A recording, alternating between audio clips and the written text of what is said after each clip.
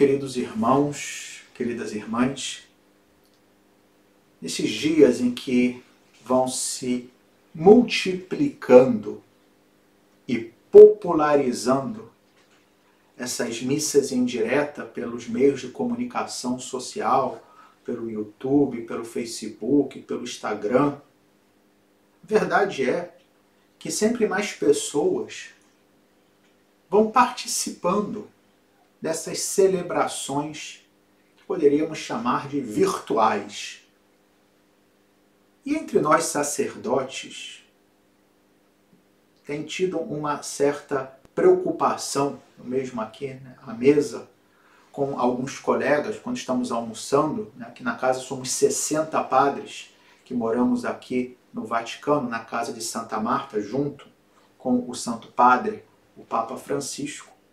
E às vezes, nas conversas à mesa, se pergunta com uma certa preocupação, mas será que quando termine essa situação de emergência médica, que as pessoas têm que praticar a distância social e que em muitos lugares, como é o caso aqui da Itália, estão praticamente proibidas as celebrações religiosas com presença de fiéis? Mas será que quando terminar tudo isso, as pessoas não vão ter se acostumado com a missa em casa, assistindo pela televisão, ou pelo computador, ou pelo tablet, ou pelo celular, e não vão mais querer voltar para... Mas eu estou convencido que quando terminar essa situação, a maioria dos fiéis vão estar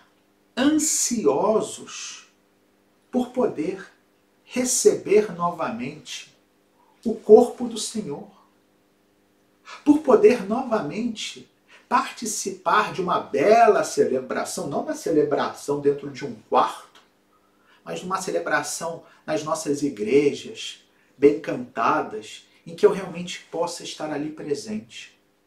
Isso é assim porque a dinâmica do sacramento supõe essa presença material.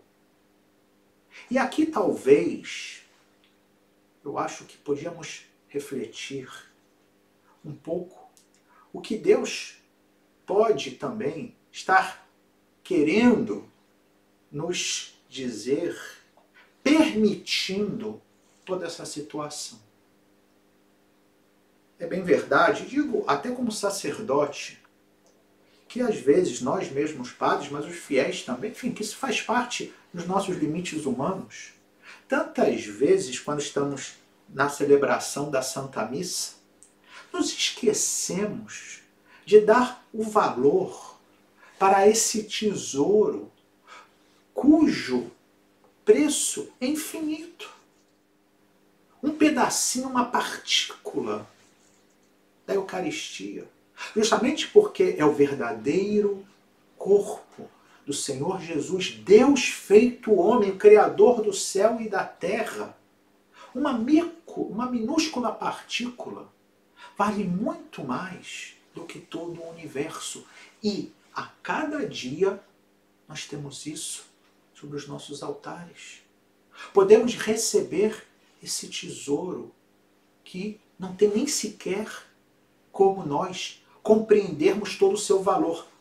São João Maria Vianney, que é padroeiro dos párocos, esse grande sacerdote francês do século XIX, ele dizia que se nós compreendêssemos o que é a Eucaristia, morreríamos, não de medo, mas de amor. Mas vamos lá, vamos aproveitar, portanto, essa celebração de hoje, que faz memória, de modo especial, da instituição da Eucaristia, para tentarmos um pouco compreender melhor o que realmente significa esse sacramento. A primeira ideia, talvez, que podemos ter conosco é a ideia de que celebrar eventos importantes da história é uma característica humana desde sempre, que está em todas as culturas. As festas de independência, né? Festas que marcam uma cultura, festas folclorísticas, enfim, todas as culturas têm as suas. E essas festas têm por finalidade, por um lado, lembrar um evento do passado que foi importante, às vezes até determinante para a identidade de um povo, e por outro lado, é um modo também de se agradecer e se alegrar com aquela realidade. Na Eucaristia, nós fazemos algo muito mais do que isso. Porém, para que cheguemos ao sentido pleno, vamos primeiro ao que faziam os nossos antepassados, o povo hebreu. Nós vimos na primeira leitura do livro do Êxodo a narração da primeira Páscoa, quando o Senhor veio libertar o povo hebreu que se encontrava escravizado no Egito. A libertação daquela escravidão que durara 400 anos foi, para o povo hebreu, algo que marcou de modo profundíssimo. Podemos quase dizer que a identidade do povo hebreu como povo de Deus nasce dessa experiência da libertação. E o próprio texto hoje nos fala isso quando Deus dizia a Moisés e a Arão o que deveriam fazer de forma até ritual para poder celebrar aquela passagem de Deus, isso significava Páscoa, a passagem, e diz que a cada ano deveriam repetir aquele gesto. E na mentalidade dos hebreus, a partir daquele momento, cada vez que eles celebravam a Páscoa, era não somente, isso importantíssimo, uma lembrança de algo que tinha ficado no passado e que não voltava mais. Não. Era também, pelo poder de Deus, um modo de participar daquele evento. Era quase como aquele evento voltasse ao presente. O passado se faz presente. Para quê? Para me abrir ao futuro. Porque se Deus me libertou no passado, Ele também pode me libertar no presente e me entregar um futuro mais brilhante. Era essa a lógica. Agora, evidentemente, a eficácia daquele rito era limitada. Porque a presença de Deus era uma presença, ainda que verdadeira, espiritual. Na Eucaristia, e aqui a gente faz um salto, essa presença não é mais uma presença meramente espiritual, mas é uma presença sacramental, física. Quando Jesus, nós escutamos na segunda leitura, pegou uma celebração de Páscoa, como aquela que tinha sido instituída por mandato de Deus por Moisés e Arão, e Jesus pega o pão e diz: tomai todos e comei. Isto é o meu corpo, que será entregue por vós. Será entregue quando? Ele estava antecipando já, fazendo aquele pão se converter no seu corpo, a entrega no dia seguinte, na cruz. Depois pega o cálice e diz: tomai todos e bebei. Este é o cálice do meu sangue, o sangue da nova e eterna aliança. Já não uma aliança passageira, mas uma aliança que é de durar por todo sempre. E este sangue, continua Jesus, será entregue por vós e por todos para a remissão dos pecados. E aí ele conclui: fazei isto em memória de mim. São poucos os mandamentos que Jesus nos deixou. Se a gente pega no Novo Testamento, Jesus, de coisas que ele coloca como um novo mandamento, como algo específico seu, são pouquíssimas. Quando ele diz: olha, isso aqui é o meu mandamento, eu quero que vocês façam isso daqui para frente. Ele praticamente nos deu. O novo mandamento eu vos dou. Também foi na última ceia, diga-se de passagem. Que vos ameis uns aos outros como eu vos amei. E também a Eucaristia, que ele pediu que nós repetíssemos aquele gesto, que é o que nós fazemos a cada dia na celebração da missa. Mas alguém podia dizer: sim, mas não é um símbolo. Será que verdadeira realidade, o corpo e o sangue, não é que representa?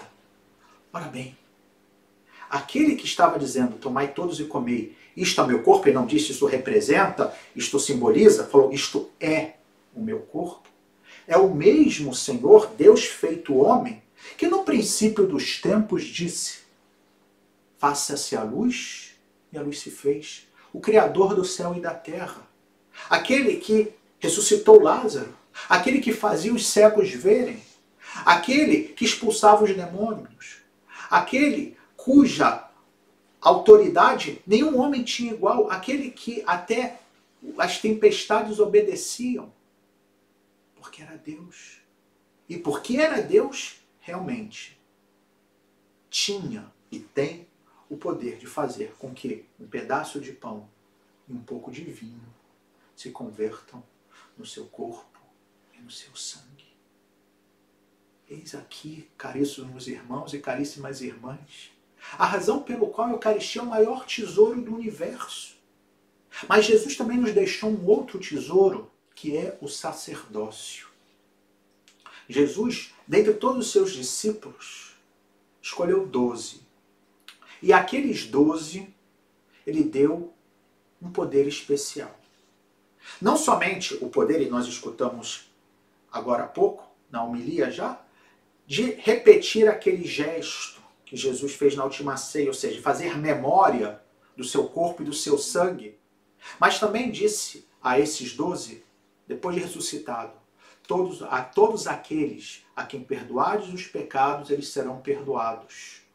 E todos aqueles a quem retiverdes os pecados serão retidos. Deu o poder de perdoar os pecados aqui na terra. Jesus também disse a esses 12 escolhidos por ele, que quem os recebesse, receberia a ele mesmo, Jesus, de tal modo que a presença de um apóstolo era a presença do próprio Jesus. E aí tem início o sacerdócio católico, o sacerdócio cristão, e isso é uma graça. Poder ter estes homens, que apesar de pecadores, eu sou um pecador, eu tenho minhas mãos impuras, tenho meus lábios impuros, mas que Deus utiliza deles como instrumento. Porém, atenção, nós sacerdotes, que recebemos esse poder inimaginável, não recebemos para dominar. Não recebemos porque somos melhores, quiçá porque sejamos piores. Nosso Senhor tem misericórdia de nós, que somos uns pobres coitados. Porém, esse poder não é um poder de domínio, mas de serviço. E por isso que hoje também, no Evangelho, no contexto da última ceia, nós vimos esse gesto tão extraordinário, ao mesmo tempo impactante de Jesus, de lavar os pés dos discípulos, dizendo que eles deveriam entender o que aquilo significava. Ou seja, que ele que era mestre, lavava os pés, que era um ato de um escravo, de seus discípulos. E que eles deveriam fazer a mesma coisa. E por isso hoje, ao lado de agradecer pelo tesouro da Eucaristia, ao lado de agradecer pela grandeza do sacerdócio cristão, também devemos pedir, rezar pelos sacerdotes, rezar para que sejam realmente servos, rezar para que as suas fraquezas, eu tenho tantas, e sou orgulhoso, sou vaidoso, e que essas fraquezas não sejam um obstáculo, não venham a escurecer essa luz maravilhosa que é o sacramento da ordem. Essa luz maravilhosa de poder ser um instrumento de Deus na terra, de continuar a presença de Jesus através dos séculos. Rezemos, mas sobretudo agradeçamos. Agradeçamos a Deus e peçamos que assim que puder, recebamos novamente esse dom maravilhoso. E como o Salmo nos dizia, que poderei retribuir ao Senhor Deus por todo o bem que Ele me fez?